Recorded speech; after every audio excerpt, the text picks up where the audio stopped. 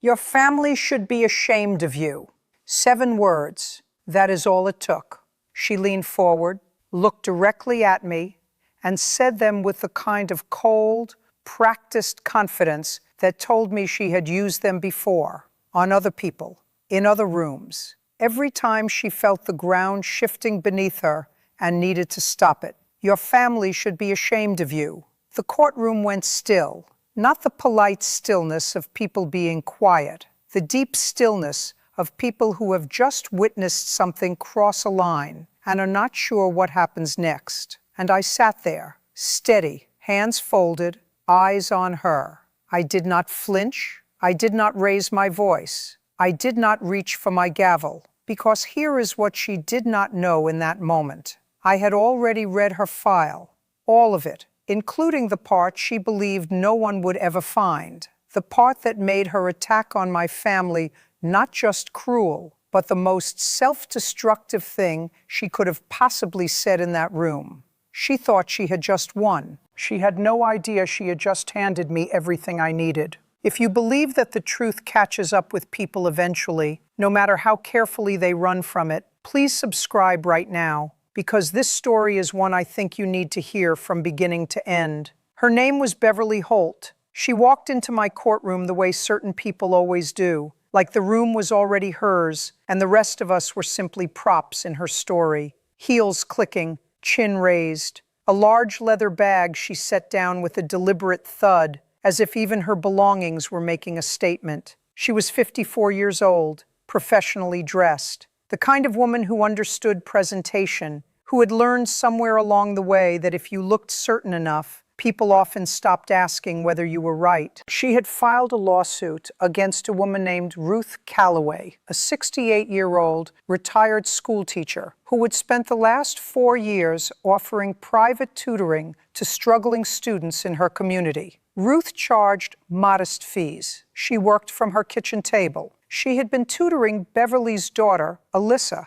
for 1 semester. According to Beverly's claim, Ruth was negligent, emotionally harmful, and directly responsible for Alyssa's declining grades and what Beverly described as significant psychological damage. She was seeking $11,000. Ruth sat at the other table, with her hands folded in her lap, and a quiet stillness that I recognized immediately. Not the stillness of someone who has nothing to say, the stillness of someone who has been through enough in life to know that not every storm requires you to scream back at it. She was 74 pounds lighter than Beverly, 20 years older. She had driven herself to the courthouse that morning because she did not want to burden her daughter with the errand. She had brought her own file, too, neatly organized, labeled in her careful teacher's handwriting, every receipt and message and calendar entry accounted for. Before the hearing began, I had already read both files twice. Beverly's opening statement was polished. She had clearly rehearsed it. She described herself as a devoted mother who had trusted a professional with her daughter's academic future. She used words like negligence and emotional harm with the ease of someone who had looked them up recently. She spoke about Alyssa's anxiety, her falling grades, the nights of tears at the kitchen table. She paused at the right moments. She touched her chest when she mentioned her daughter. She looked at the camera twice. Not long enough to be obvious, but long enough for me to notice. She was not speaking to me. She was performing.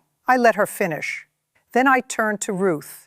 Ruth did not perform. She simply spoke. She described Alyssa as a bright girl who struggled with math, not because of any lack of ability, but because she had developed a pattern of avoidance. When things got hard, Alyssa would find a reason to stop. Ruth had seen it many times in her years of teaching. It was not unusual. It was addressable. She had been working on it carefully with Alyssa, making slow but real progress. Then she described the missed sessions, 3 of them in the final 4 weeks before Beverly filed the lawsuit. Ruth described each one calmly, without accusation. The first session, Alyssa said she had a headache. The second, she said she was too anxious to focus. The third, Ruth paused briefly here, and I could see the delicacy with which she had decided to handle this. Ruth said simply that Alyssa told her she had plans with her mother that day. I looked at Beverly. Beverly's expression did not change, but her right hand, resting on the table, tightened slightly. Is that accurate? I asked her. We had a family commitment, Beverly said smoothly. On a Tuesday afternoon? Yes. I nodded once. I made a note, and I moved on. Here is what Beverly did not know was in my file. 6 weeks before the hearing, when her complaint was first submitted to my production team, a routine review of supporting documents had turned up something small, a series of text messages between Beverly and Alyssa, submitted by Beverly herself as part of her complaint, intended to show Alyssa's distress. Beverly had not read them carefully enough before including them. In one exchange, Alyssa had texted her mother, "Do I really have to say it was Ruth's fault? She was actually helping me." Beverly had responded, "Just say what I told you to say. It's fine." That message was in my folder. There was also a note from Alyssa's school guidance counselor, included in the academic records Beverly had subpoenaed as part of her claim, apparently assuming they would support her case. They did not.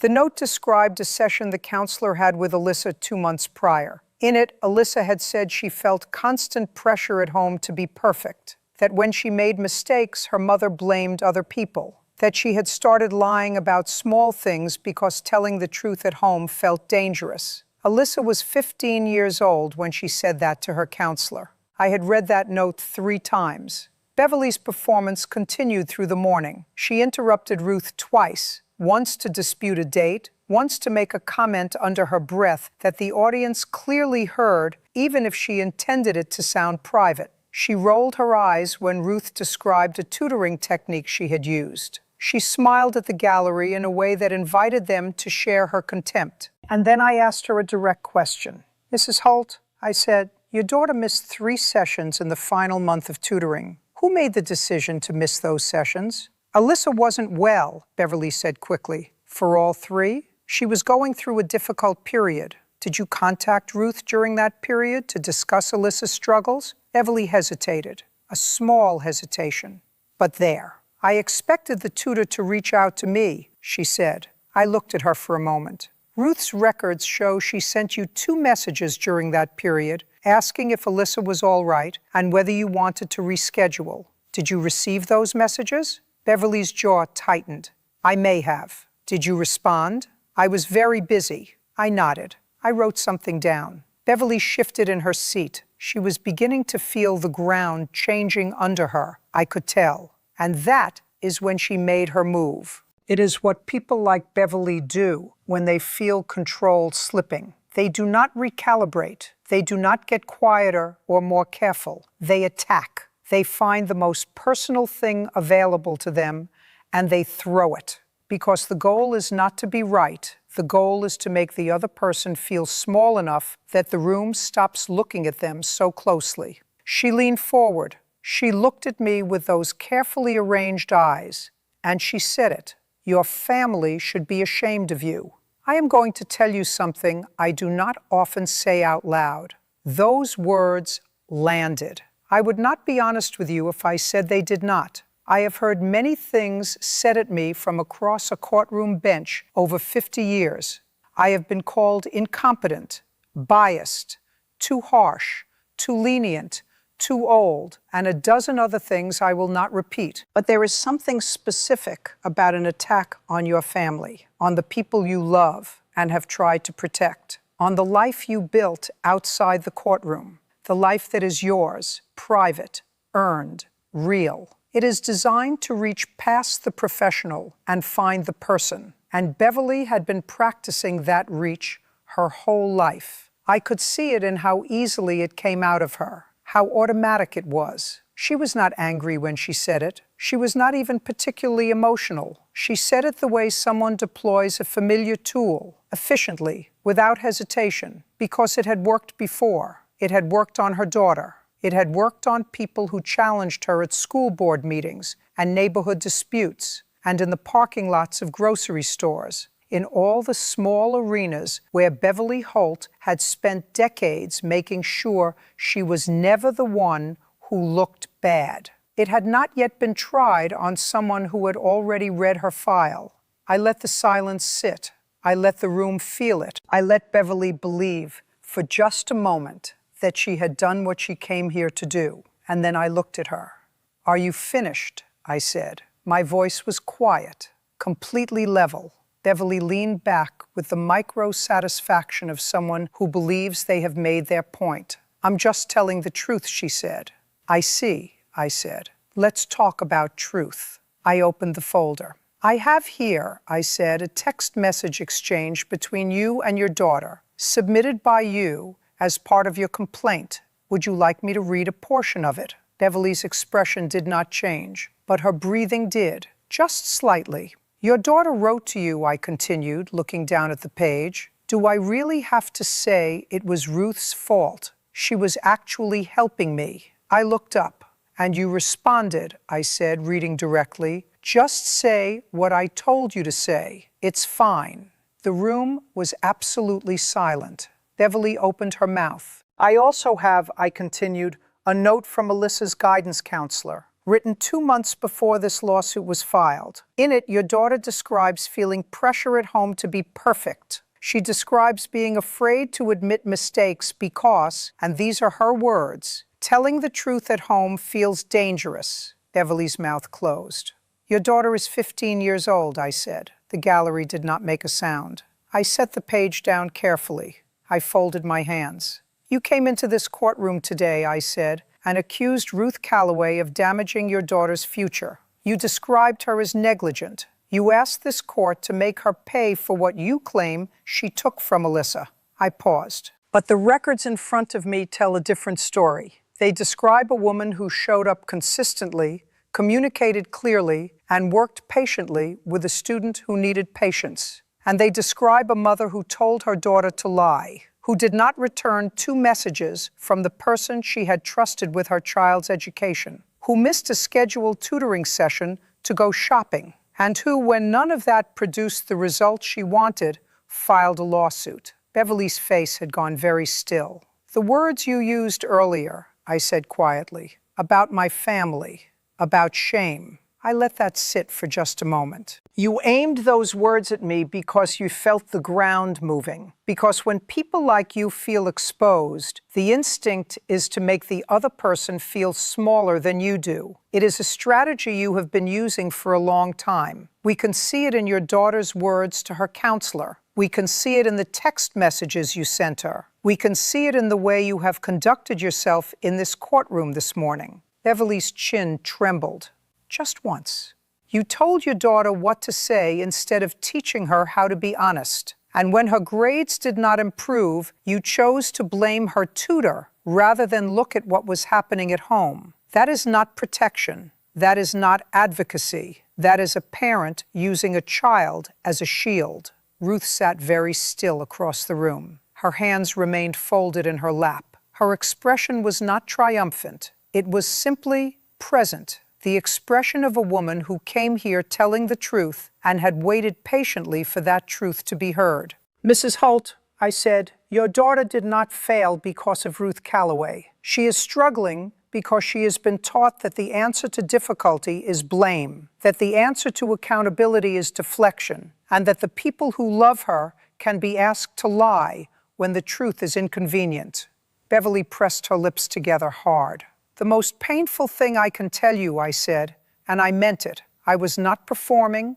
I was not punishing. I was speaking the simple and difficult truth, is that Alyssa is not damaged by a tutor. She is confused by a parent, and she is 15. There is still time, but not if you leave this courtroom today believing that what happened here was someone else's fault. The silence that followed was not empty. It was full of something. The particular weight of a truth that has been denied for a long time finally being said out loud in a room too public to ignore. Beverly looked down at the table. I delivered the verdict simply. The claim was dismissed. Beverly would pay court fees and Ruth's documented expenses for preparation and travel. The total was modest. The money was not the point, and everyone in the room knew it. But before I closed the file, I said one more thing. You said my family should be ashamed of me, I said. I want to respond to that directly. Beverly looked up. A family is not shamed when someone stands for the truth, I said. A family is shamed when someone teaches their children that lying is a tool. When someone looks at a 68-year-old woman who has spent her life helping children learn and decides she is a useful target. When someone sits in a public courtroom and attacks a person's character because it is easier than looking at their own. I paused. I am not ashamed, but I hope for Alyssa's sake that you will think carefully about what you want her to learn from today. The gavel came down, one time, quietly. Ruth gathered her things without rushing. She thanked the clerk softly on her way out. She did not look at Beverly. Beverly remained seated for a long moment after the room began to empty. She did not move quickly. She did not perform an exit. She just sat there, looking at the table, in the specific stillness of a person who has just heard something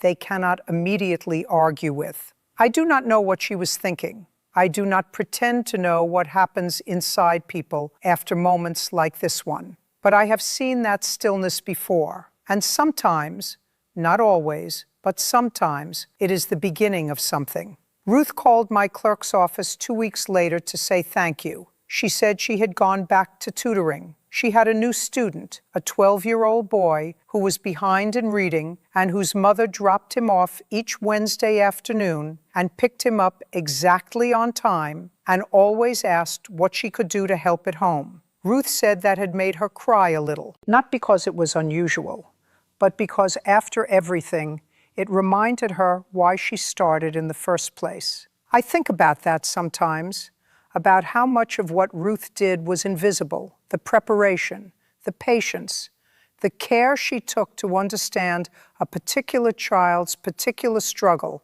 and meet it exactly where it was. The 2 messages she sent during the weeks Alyssa went quiet, because she was worried about the girl and wanted to help. That kind of work does not make headlines. It does not go viral. No one shares a clip of a retired teacher sitting at her kitchen table with a 7th grade math worksheet and a cup of tea, patiently waiting for a child to understand something difficult. But it matters, enormously, in ways that echo forward into lives we will never fully see. What Beverly tried to do to Ruth was not just a lawsuit. It was an attempt to make someone who spent their life doing quiet, honest, essential work feel like they had done something wrong. That is what it cost Ruth to walk into my courtroom. Not money, months of anxiety, sleepless nights, the particular pain of being accused of harming the very people you spent your life trying to help. I think about that too, about how many people like Ruth there are, people doing good work without recognition, without power, without protection, until someone with more confidence than conscience decides they are a convenient target. That is why I do this work. Not for the dramatic moments, not for the verdicts that people talk about. For Ruth, for the people who walk in quietly, carrying their honest files and their careful handwriting and their simple hope that someone will actually listen. This bench has been my life's work, and the work is this: to pay close enough attention that the truth does not get buried, to be patient enough that the facts can surface, to stay steady enough that the noise does not win. Beverly threw those 7 words at me because she believed they would knock me off balance. And maybe, in another moment, with another judge, they would have. But I had read her file. And a person who has read the file does not lose their footing when someone attacks them. They simply wait, because the truth is already in the room. It is just waiting for the right moment to be heard. If this story reminded you that honesty is the only thing that holds, leave the word holds in the comments right now. And if you know someone who needs to hear that the truth is worth standing for, even when it is uncomfortable, share this with them today.